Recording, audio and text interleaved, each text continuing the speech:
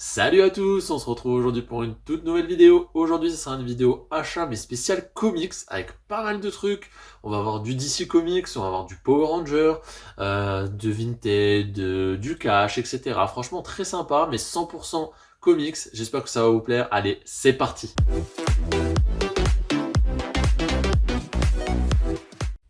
Alors, on attaque déjà avec du Vinted, avec un lot de 4 comics Power Rangers de chez Glénat. Alors d'habitude, c'est vrai que je connais pas trop Glénat, mais les Power Rangers, il y a eu beaucoup d'histoires de droits par rapport aux comics.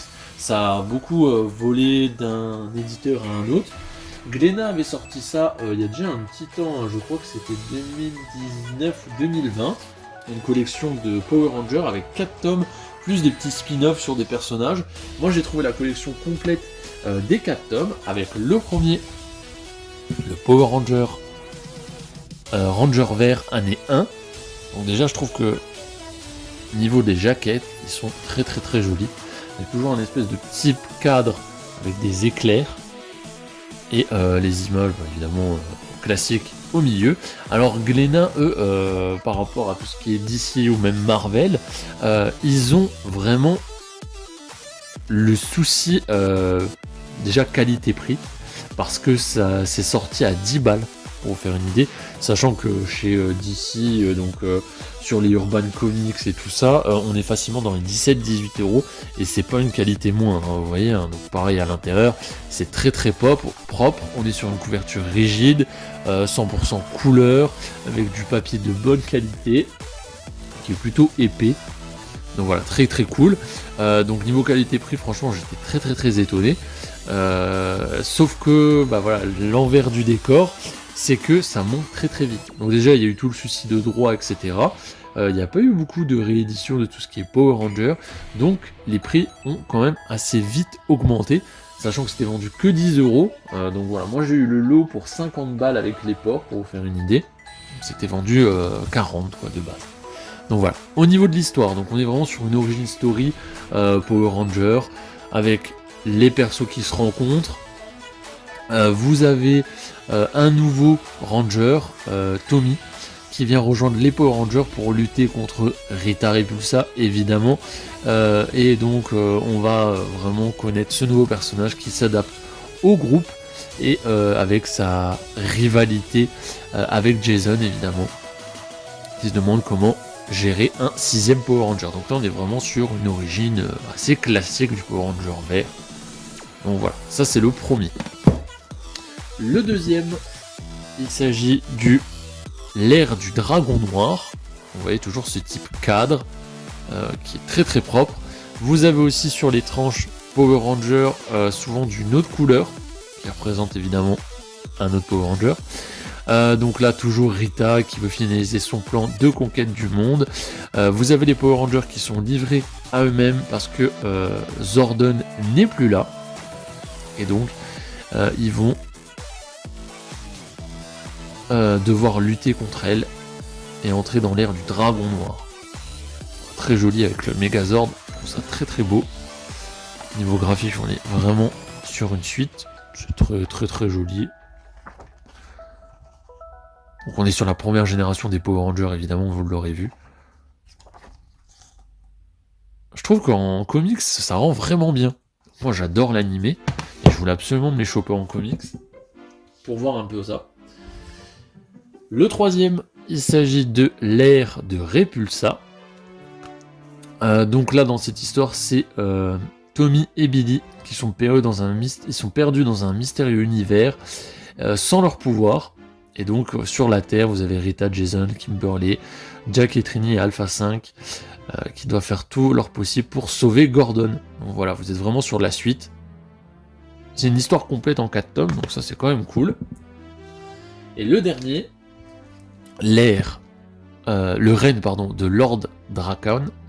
Donc ça c'est tout simplement une version alternative d'un des Power Rangers qui est en fait méchant, tout simplement. Donc Tommy et Billy sont piégés dans un futur dystopique où règne un Power Ranger maléfique du nom de Lord Drakon. Et il faut essayer de revenir chez eux. Et sur Terre vous avez Jason, enfin tous les autres, qui essayent de se battre contre Rita. Donc voilà, ça c'est l'histoire complète des 4. Très très sympa. Et vous avez Power Ranger Pink Power, un truc comme ça, où là c'est vraiment toute l'histoire par rapport à Kimberly. Et vous en avez aussi un autre, je crois que c'est bleu, Power Ranger bleu il me semble. Où là voilà, c'est encore une autre histoire. Mais en gros, la série principale chez Glénat, c'est ces 4 tomes là. Et vous avez 2 ou même 3 spin-offs il me semble. Il y en a un aussi spécifique, que j'ai pas trouvé pour l'instant, mais pourquoi pas, voilà. Il y a beaucoup de crossover avec les Power Rangers. Par exemple, je pense à un Power Ranger versus Godzilla que je cherche, qui est quand même assez cher. J'arrive pas trop à le trouver d'Oka, c'est dommage, parce que c'est une histoire aussi qui m'intéresserait. Mais honnêtement, Glénat, gros coup de cœur, parce que je trouve que la qualité est vraiment au rendez-vous par rapport à d'autres, où la qualité et le prix est vachement plus élevé. On enchaîne avec du cash, avec un Urban Comics, d'une histoire que je ne connais pas du tout, le Justice League No Justice. Donc c'est une nouvelle histoire par rapport à la Justice League, où vous avez Brainiac évidemment, qui a détruit le mur cosmique de la source, et il attaque à nouveau Metropolis. Donc son but c'est quoi? C'est de préparer à affronter les Titans Oméga. C'est des nouveaux titans, des nouvelles menaces qui menacent l'humanité. Vous avez le merveilleux, la sagesse, le mystère et l'entropie. Chacun des entités tient à renverser les autres afin de devenir la seule puissance régnant sur la création. Donc je connais pas du tout. Moi, comme je vous le dis souvent, hein, les comics c'est vraiment pour découvrir les histoires qui sont souvent alternatifs à l'univers. Donc là, vous avez du Batman, vous avez du Green Lantern, vous avez du Superman, etc.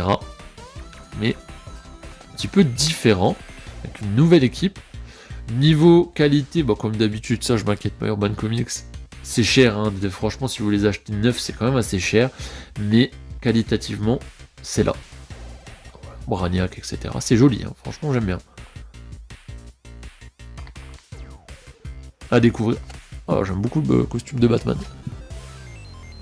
Justement, c'était fait néon sur le logo. Donc ça, c'était pas très cher, c'était 5,99. Souvent dans les caches, les comics qui sont, on va dire, en one shot et qui sont, je vais dire, assez courts, ils les mettent dans ces prix-là. Je trouve que c'est très bien, sachant que ça vaut 20 balles de base. Je trouve que c'est pas une arnaque. Pour découvrir en plus de ça, c'est super.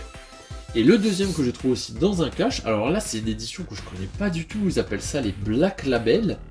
De ce que j'ai compris, de ce que j'en ai recherché, c'est en fait des comics qui sont ressortis et qu'ils offraient si vous achetiez plusieurs comics dans leur boutique. Donc voilà, je crois que c'est ça. Il s'agit du Batman Imposteur. Donc Batman Imposteur c'est déjà sorti il y a, je crois que c'est 2019 ou 2020, où vous avez carrément une autre jaquette, vous êtes plus sur le Batman de Pattinson, et il a son masque sur le côté, avec du sang et des rouges. Là on est full noir et blanc, avec justement ce logo. Donc comme je vous ai dit, on est plus sur le Batman de Pattinson. C'est un Batman qui a 3 ou 4 ans à peu près de vie, donc il est dans le début de sa carrière, mais c'est après le film. Et au fur et à mesure, donc voilà, il a de plus en plus de reconnaissance. Et il y a un imposteur qui se fait passer pour lui, qui a le même costume, etc. Sauf qu'il tue des innocents. Et du coup, la police, il se pose un peu la question, merde, pourquoi Batman fait ça? Et en fait, voilà, c'est pas lui. Donc, très cool, franchement. Alors, la seule différence, en vrai, c'est que sur la tranche, comme c'est une Black Label, ils ont inversé les couleurs. Donc, sur la tranche, normalement, c'est noir, là, ils l'ont mis en blanche. Et le truc qu'il y a aussi, c'est qu'à l'intérieur, c'est full noir et blanc. Alors, je ne sais pas si le Batman Imposteur de base est déjà noir et blanc. J'ai regardé sur internet, mais j'ai pas eu l'info. Donc, dites-moi si vous savez dans les commentaires. Est-ce que ce comics, déjà de base, est en full noir et blanc, ou ça va avec cette édition où ils ont voulu le mettre en noir et blanc? En tout cas, ça, il y a un charme. Hein. Honnêtement, il y a un charme. Ça donne bien envie, vous voyez vraiment dans le style graphique. On est vraiment dans quelque chose de complètement différent des anciennes histoires. On voit un truc beaucoup plus neuf, avec ce côté vraiment très enquêteur. Donc voilà, franchement très content. Celui-là, il était un peu plus cher, 7,99 il me semble. Voilà, franchement, c'est vraiment pas cher du tout. Hein. Les comics, honnêtement, si ça vous intéresse, regardez un petit peu sur Vinted et tout, vous avez vraiment des très très bonnes affaires à faire, que de l'acheter neuf. Vous avez payé plein pot. Des fois, l'état n'est même pas spécialement mieux, parce que souvent dans les librairies ou même en grande surface, les coins sont beignés, ils sont tout griffés, etc. Regardez, celui-là, il est mint. Hein. À part à la limite là, il est un tout petit peu enfoncé, mais c'est tout quoi. Donc pour le prix, il est hyper content. Donc voilà ce qui conclut cette sélection de comics que je viens de me prendre, avec voilà, du Power Ranger, que moi je suis très content d'avoir, du Batman, un petit peu de Justice League. N'hésitez pas à me dire dans les commentaires si vous connaissez ces objets. Si vous avez plus d'infos sur le Batman Imposteur avec justement cette édition Black Label par rapport à un normal, n'hésitez pas à me le dire dans les commentaires. Moi je vous dis à la prochaine. Allez, salut!